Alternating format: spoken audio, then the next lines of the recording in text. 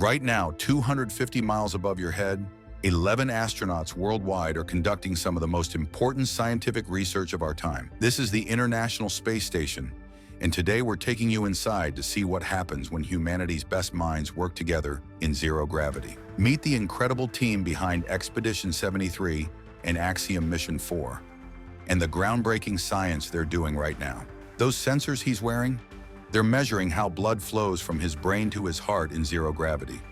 This research could revolutionize how we understand circulation, not just in space, but also here on Earth. Meanwhile, Axiom Mission 4 crewmates Peggy Whitson and Tibor Kapu are taking this research further.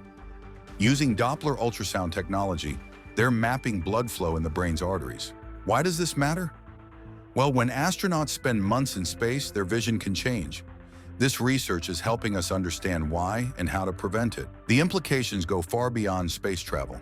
This research could help millions of people who suffer from circulation and vision problems. But brain research isn't the only medical breakthrough. Veteran astronaut Peggy Whitson is literally looking into the future of cancer detection. Through this fluorescence microscope, she's studying cancer cells in impossible ways on Earth. The microgravity environment allows researchers to observe how these cells behave without the interference of gravity. This could lead to earlier detection methods and more effective treatments. Sometimes you have to leave Earth to save lives on Earth. Now let's talk about some of the toughest creatures on our planet. Astronaut Shubhanshu Shukla studies tardigrades, microscopic animals that can survive almost anything.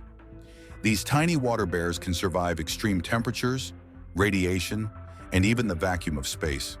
By studying how they adapt to microgravity, we're learning secrets that could help humans survive in extreme environments. This research isn't just fascinating, it's preparing us for future missions to Mars and helping us understand life's incredible resilience. Innovation doesn't stop there.